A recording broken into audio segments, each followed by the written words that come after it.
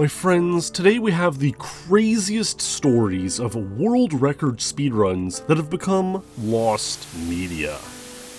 Yes, it just keeps happening. Speedruns just keep getting lost to time, deleted, purged by Twitch, and thrown into landfills around the world. And in this video, we will discuss the weirdest significant instances of speedruns that became unfortunately lost. It is an interesting thing because sometimes you can be there grinding away at your speedruns and something kind of interesting happens, or you get a decent run but not quite a personal record-setting run, and you just never end up uploading the video. And my mind ponders the ocean of lost speedruns and unuploaded local recordings around the speedrun world of these sorts of things. Alas, my friends, it's time to buckle up, plug in that external hard drive, free up some storage space, and make sure this doesn't happen to you, since no one wants to be on the other side of losing a world record speedrun to lost media. Lost media. Lost media. But my friends, you know what absolutely is not lost media? The legendary game Raid Shadow Legends. It's true, and I bet you already know tons about the various cool champions in the game, but I tell you, some of the bosses are very cool and simply too insane as well. For the life of me, I simply cannot beat Astronix the Dark Fae. She's quite an alluring fairy who clones your entire team, making it very difficult to defeat her. At least that's what I thought when I tried, but apparently she's not that hard to beat, so I guess I've just got to get my team in better shape. There's a ton that's new in Raid as well. For example, some new amazing champions that I prayed to the Dark Fae to get my hands on. Plus there's a special event where you can get a brand new legendary champion, Deliana, just by logging in and playing daily for 7 days in a row. I recently started playing Raid again just to get Deliana, and she sure is an amazing champion. And not only that, but if you're a new player, you can use the promo code MyDeliana to get 50 XP brews and a ton of silver to boost her to level 50 right away. And all summer long, you've got the Summer Splash events where you can get some very cool skins for everyone's favorite dwarf, Trunda Gilt Mallet, so you can make a very epic team. There's never been a better time to start playing Raid, and if you click my link in the description or scan my QR code here on screen, you'll get unique bonuses worth $30, a free epic champion Vergus, 200,000 silver, 1 energy refill, XP boost, and ancient shard, so you can summon awesome champions in-game right as you get there. All this treasure will be waiting for you right here in-game, so check out Raid Shadow Legends. A huge thanks to them for sponsoring this video. And now, back to our crazy stories.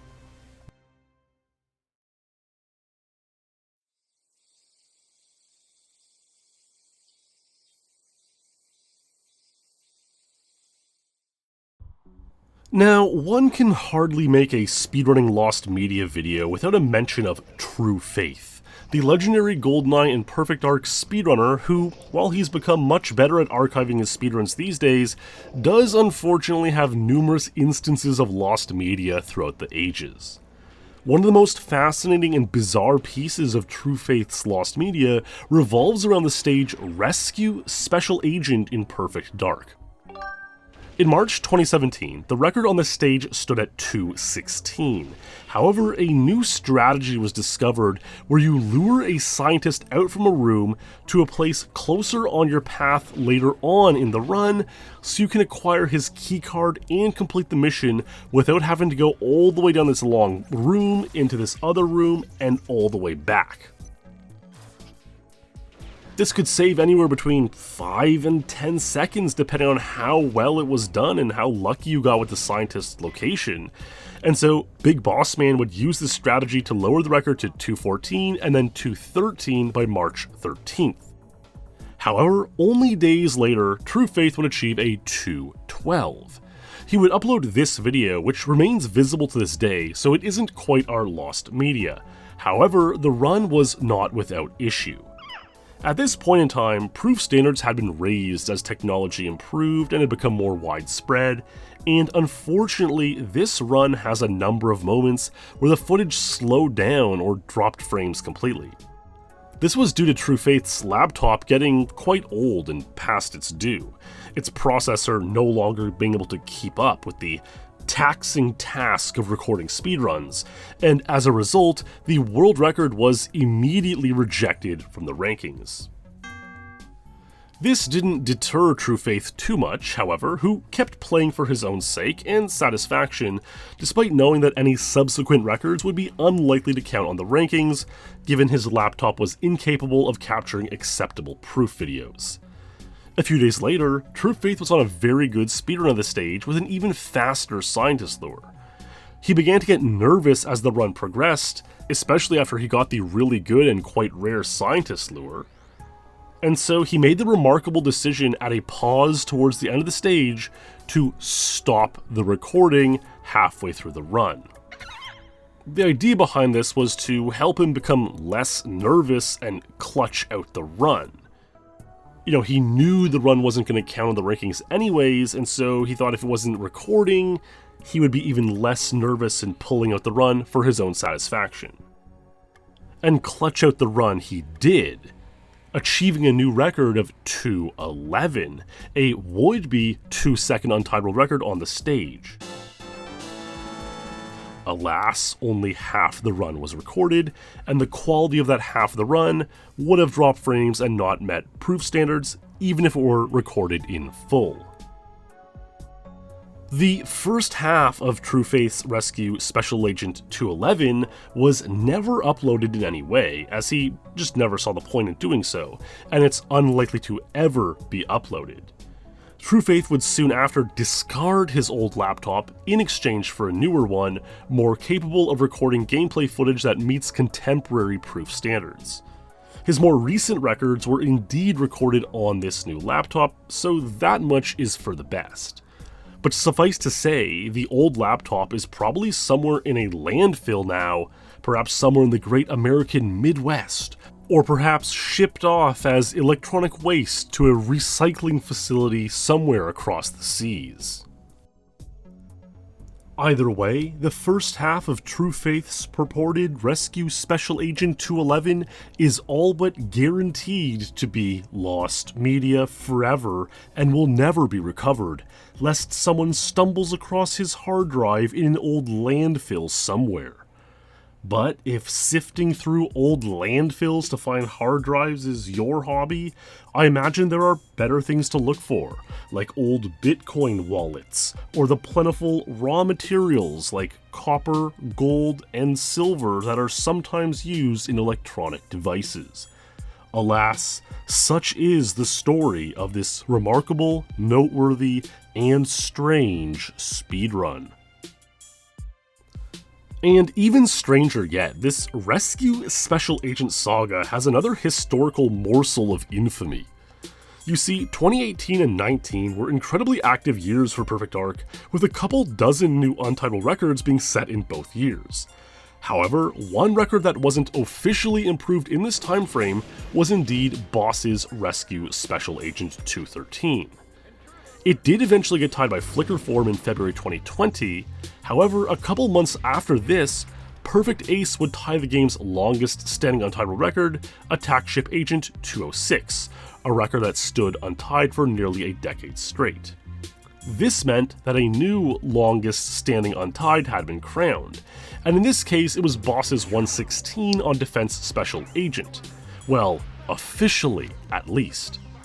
You see, Boss's Defense 116 was set in February 2018, and recall that TrueFaith's Rescue Special Agent 212 and purported 211 were set in March 2017. Therefore, this created the very rare circumstance where Perfect Dark's true longest standing untied was actually, well, either Clemens' Rescue 212, which didn't meet proof call, or his claimed 211, a speedrun that was only recorded in part, and that part is lost media. This is an incredibly rare and uncommon scenario, and it really hardly matters, as the longest standing untied is more of just a cool ceremonial thing to be bestowed upon a world record, rather than something impacting world rankings. But it's a very cool case, and it does make one wonder how many speedruns in the history of gaming would still be world records today, if only they hadn't become lost.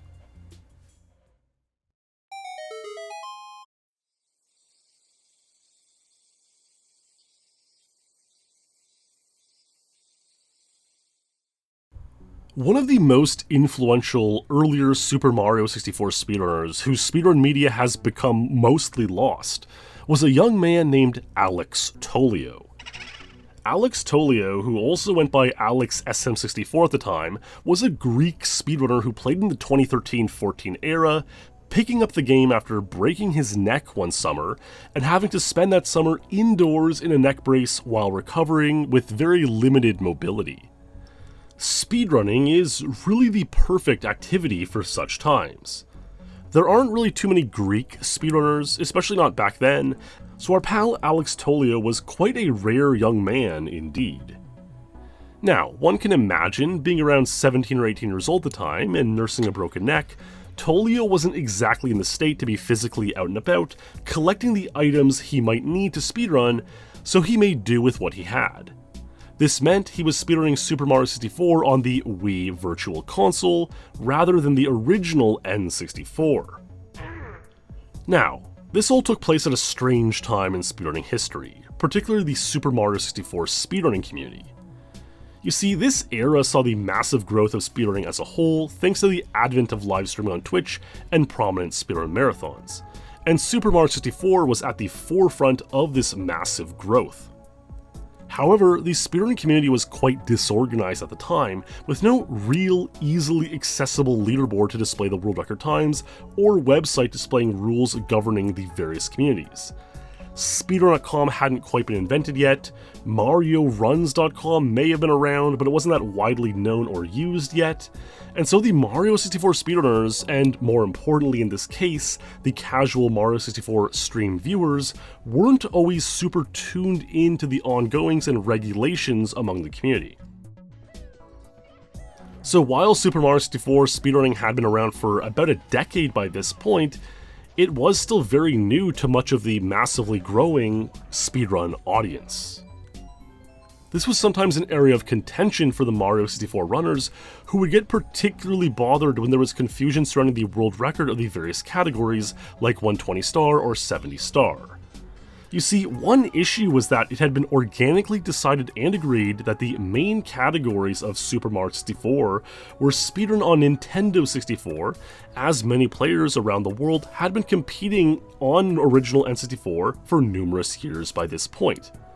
However, at this time, with many newcomers keen to get involved themselves with the equipment they had available, there were some players speedrunning on the Virtual Console release of the game on the Nintendo Wii, like our pal Alex Tolio.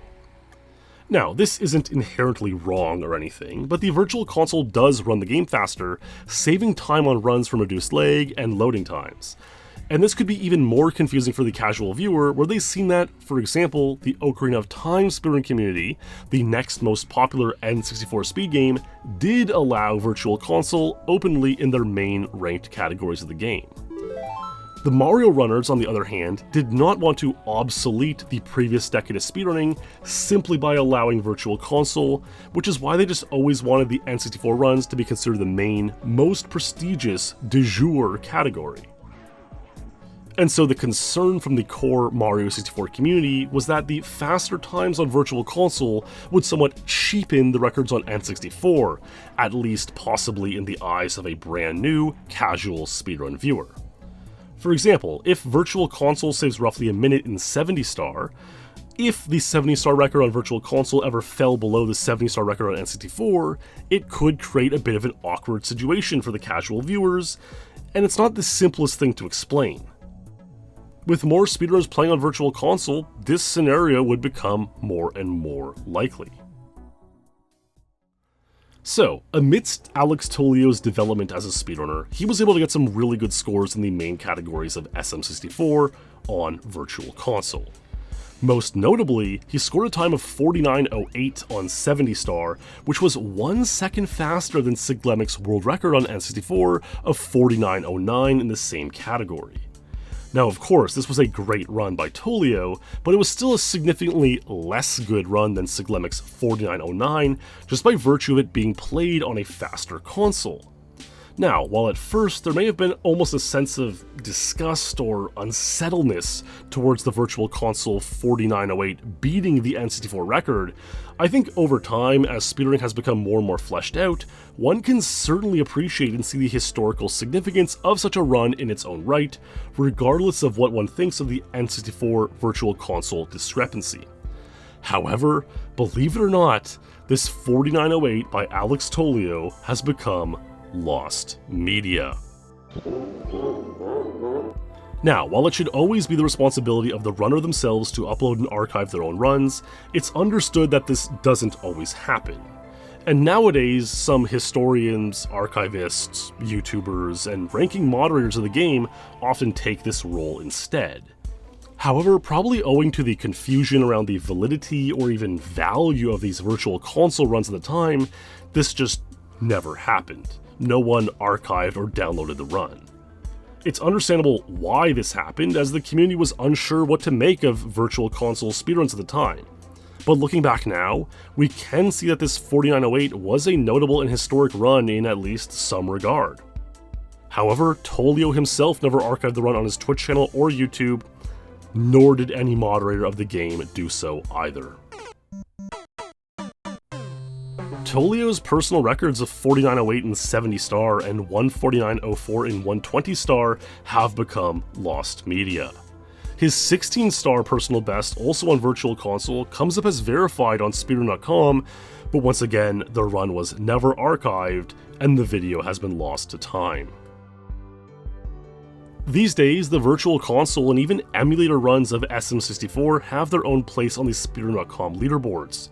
And while in no case today are these runs faster than the world records on N64, they certainly could be if a top player dedicated a grind into making this happen. There's no reason for that today other than just doing it for the sake of it, of course, and the best players want to compete against the other best players who all play on the original N64. But back in the day, there was this very real fear of the Virtual Console runs being comparably easily faster than the N64 runs, all other things equal, creating a runaway effect that could not be recovered. You know, if one person beat the 120 star on Virtual Console and then so did another person and then another person, that just may have become the main way of playing the game.